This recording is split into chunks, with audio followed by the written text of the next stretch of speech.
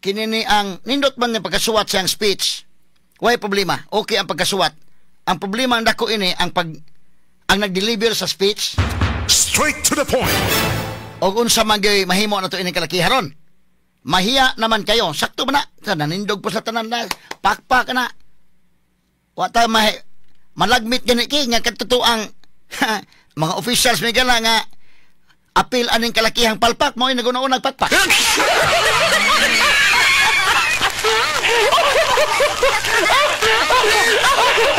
Kini mahigala kuan ni kining pagkasultiha kini nga portion sa iyang State of the Nation address.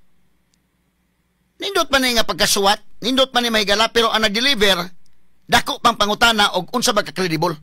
Unsay credibility? Kini mga higala nga speech kung imong ipa-deliver ni mahigala with all due fairness ha.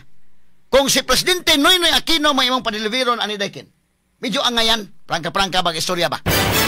Medyo angayan tos Pinoy. Si Presidente Duterte may pa-deliveron imong nga speech, medyo angayan gyapon. Basta maghisgot ta mahigala corruption, wa may records corruption tos Pinoy. Wa may records corruption sa Duterte. Of course, dunay mga issues. Of course, wa matangtang ang corruption but kinini ang dili sa ila gyud.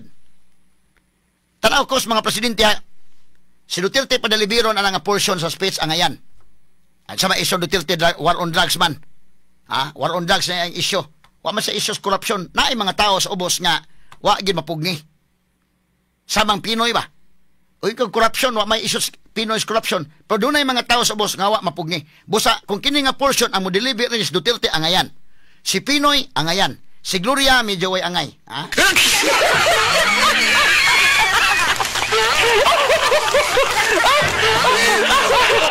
Klaro ba lang? Sa akong evaluation, kinis BBM mo deliver ani, dako pang pangutana, dili pa ta makakonclude hinoon, pero makakunta unsa ka sa credible ani ha? Kita ng mga baha sa Manila, mga kaigalan, grabe man yun.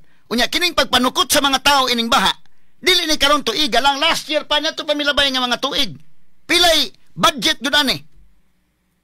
Ang budget, malikon ko mahigala ining baha, grabe kaayo. Bilyones ang budget ini mga sukid tigpaminaw. Unya na unsang hitabua mga higala nga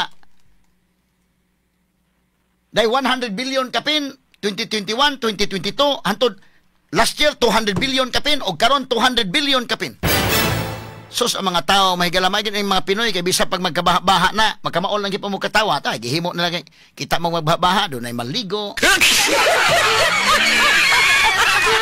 Doon ay magsalbabida.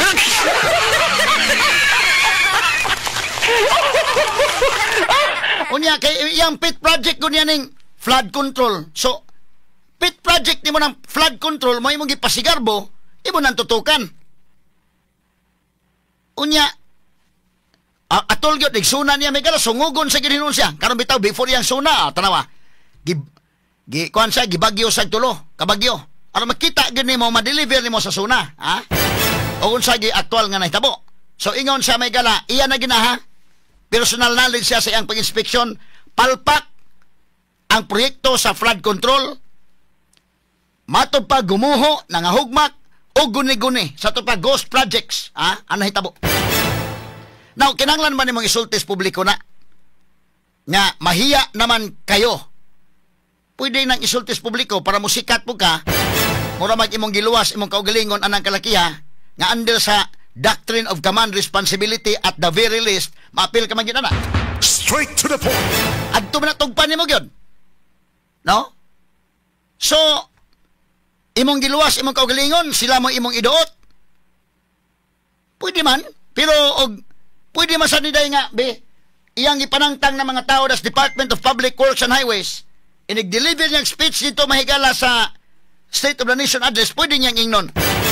Nakita nako nga palpak, nakita nako nga nangahugmak, o nakita nako nga ghost project. Sige lang, moving forward, ato ni himuon ang kwan. Pero doon na action na day. Nanay action daan nga, doon na gipangtangtang na itong mga involved. Pero karon wa matandog bisag gamay ang Department of Public Works and Highways. Straight to the point.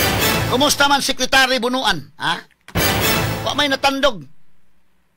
So kini may tanawonon kay balikon ako, kini nga portion og amo deliver ani nga portion sa speech si Presidente Noy Duterte angayan kayo. Wa may Ricos Duterte may gala corruption. Ang nasukan sa mga taon Duterte katong uban kining sa war on drugs. Pero katong ubang ganahan sa war on drugs, ganahan yung Duterte. Pero corruption issue, why issue? Tanawa ko ng bayan Duterte sa Davao.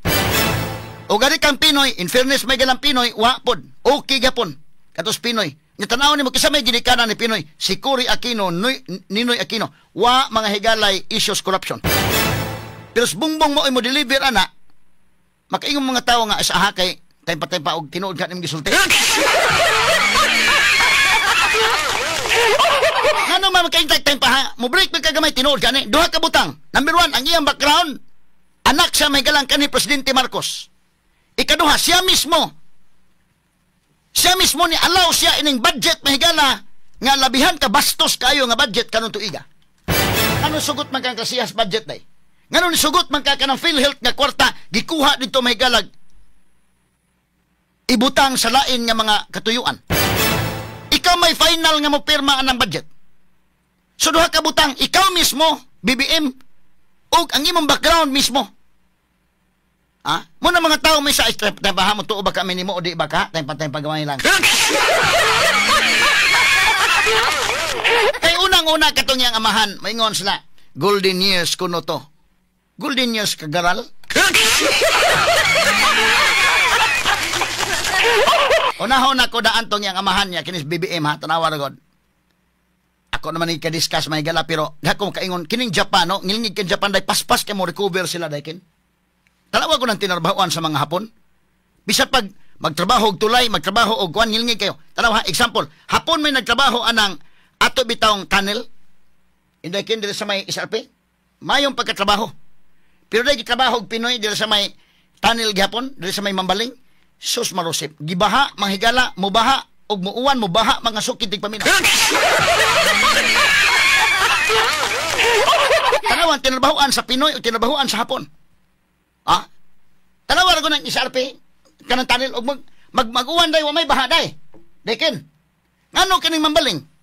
Basta mag-uwan gani purbid ang baha sa atong tunnel oy. So kanang Japan maklaro ni mo mahigala. Sila mo ini gira ni atong World War II. Pero paspas ang ilang recovery. Kining Japan o Germany. Pildi ko sa gira. Pagka pildi na gira mahigala anang World War II, ni-recover sila dayon. Pertigyon, 5 ka ng Hiroshima o ka ng Nagasaki nga may naigo sa atomic bomb, nakaadto ka ng lugar ha. Pero grabiha eh. Makain ka usawan ka pag-recover sa Japan anino. Pero nakita ni mo ang mga kaagi pa sa gubat. Kita magigko dito sa mga buildings na naigo. Bidang ngilngiga. Kaingon ka grabiha dahil sa gidrop nga bomba sa Amerika din eh. So kung ikaw may Hapon na maglisod siguro kag di na kagawangon o balik. Pero in 20 years mahigala nakabangon ang Japan. Paspas ang ilang pagbangon. O nahimo sa number 1 sa Asia, mga higala, in terms of economic performance, number 1 sa anang mga 1965, number 1 na ang Japan. Pero kita Pilipinas, kanang ako mention 1965, muna pagsugod ni Marcos. Ni Ferdinand Marcos Sr. Na ng 1965 to 1986, mo man ang iyang term ni Ferdinand Marcos Sr. Numdo mo? 1986, may higala, gipalayas siya sa EDSA 1. Mo ito paghuman sa termino. Pero kanang 1965, ni anang panahon na may higala sa Southeast Asia, kita ang Pilipinas second ta sa Japan. Second ta sa Japan in terms of economic performance. Pagsugod ni Marcos. Sa pa, presidente ka, nindot ang pagsugod ni mo indekin. Karon ang Japan number 1, number 2 ta. Kanang Singapore layo, kaya pobre kayo. Kanang South Korea, kay magubat man po ng South Korea, North Korea. Pobre. Pati pobre ha. Nya si Marcos sa iyang paglingkod, ang amahan ng BBM, iyang kakontemporary mahigala sa Singapore si Lee Kuan Yew. Maong tuiga gyapon. Mo pong mga tuiga nga medyo silang ubana ba mga diktador, butang ta lang. Kay pareha man nga way na og naog pwesto, butang ta lang. 20 ka tuig hasta si Lee Kuan Yew mausad. O kining presidente po sa South Korea mahigala nga si Park Chung-hee mausad. Giunsa mga higala ni Lee Kuan Yew ang labing pobre nga Singapore nga nasod sa Asia day. Paghuman sa terminong Lee Kuan Yew, tarawa, suroy na gubog Singapore, di makaingon kay Jesus, Ginoo ko. Perting datu a Singapore, mga higala. Perting ilngiga.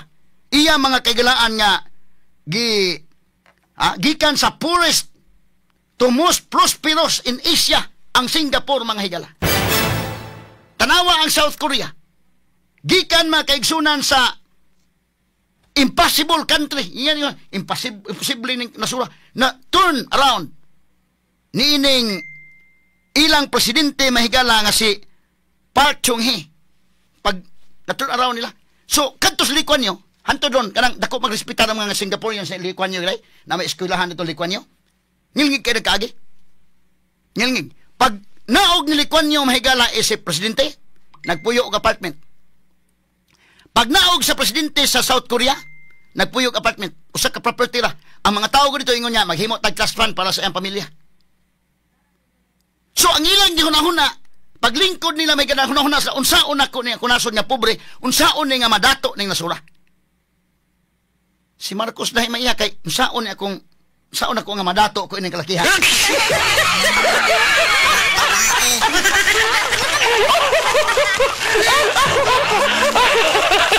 Pagkawagtang ni Marcos may gala binadaghada. Undergod mga kaigalaan sa kini klaro-klaro na may gala. Katong 2004 Global Transparency Report, si Marcos mo'y number 2 sa mga kurakot sa tibok kalibutan. Straight to the point. Ang amahan. Muna nga ang anak mo deliver ng speech, mga kaigalaan magkaingon sa kaaysa, ha? Kay ang breeding laban nimo medyo katingadaan.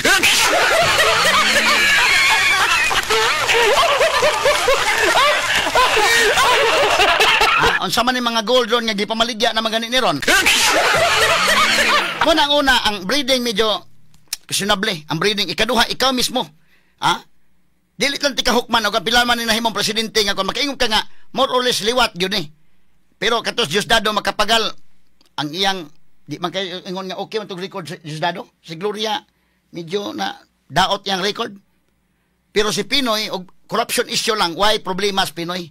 Ginikanan, okay, why bahid sa corruption, si Pinoy sa dua. Ang depensa yung Pinoy, no, tinuray lang, nadaot na yung rating kadtong pagsugod sa iyang termino, ang iyang decision making problema kayo. Katong Lunita crisis, hostage crisis sa Lunita, dili mamao. Nya sunod ang SA 44. Mao gito, tibugsok ang rating ni Pinoy. Pero may kag corruption, okay kayo. Ha? Si Duterte, okay po ang record, basta corruption na gala isyo, why problema? Pero kini sa BBM medyo makain ka sa haka imong background murag di kay ko katuon imong gisulti na. No, minta sige lang kay lahi lang ng anak, lahi lang ng amahan. Okay sige. Now karon ato tanaw sa BBM. Ngano ni allow man ka ining klasiha sa budget ron? Kini Department of Public Works and Highways daan daghang anomalya mahigala. Ang mao kini nga department ang pinakadakog budget. Karong tuiga mahigala inyo lang gani nang gi maniobra din hag inyong gimasahe lang na gani din haaron nga kunuhay ang education may mudako mabitang gi-question na. Ha? Pila may budget? Trillion ka na. Imo nang ihatag ng budget, mabutang kag sekretary da nga imong kasaligan yon. Kay kwarta dako na ang kwartang dako diha. Niya ng Department of Public Works and Highways. Ha? Kunya noon sa man hitabo karon. So pag ingon nimo, mahiya naman kamo, mahiya naman kayo, wa man mo ina mahiya naman tayo.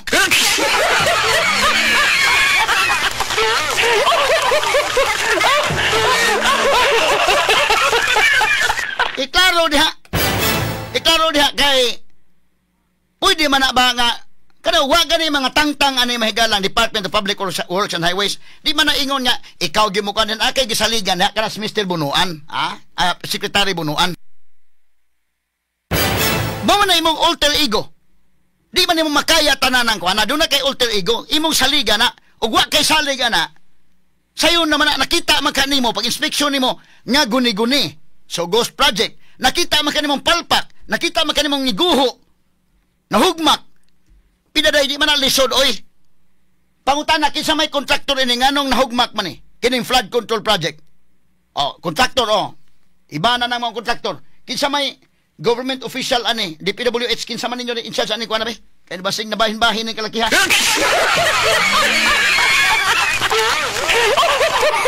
Nandili kinahanglan nga maghimo tag investigasyon nga dugay kay moingon tawa pa man mamatud-ing nga langan sa investigasyon. Langan man ang investigasyon. Ayon na lang tanang investigasyon. Ang trust and confidence mo kay kaning Secretary Bunuan, Manuel Bunuan, wa man kinahanglan nga imong guilty beyond reasonable doubt na. Tan-aw nimo daron, wa kay angay da. kukuyon ini imong kalaki ngano mga man imong bantay. Kay sa ato pa ni nangapalpak ning project kung way apil sa pagdawat o kwarta kini sa bunuan, kung way apil, garanting ha? Og way apil, danghag siya nga pagka-sekretary. Straight to the point. At labing minus ana danghag ka. Wa jud ka kabantay? Ha? Una danghag mo sekretary adto na tugpang BBM mo nang wa sayop na mahiya naman kayo. Kana nga termino kayo. Tagalog man na, sa English na you. You sa to pa igamit kag second person ang imong gigamit, address to second person kana nga speech. Imong tang gi-address gapil unta nimo imong kaugalingon. Dili ta iyo, we or us. Parang mahiya naman kayo, medyo dili kaya ngayon. Mahiya naman tayo.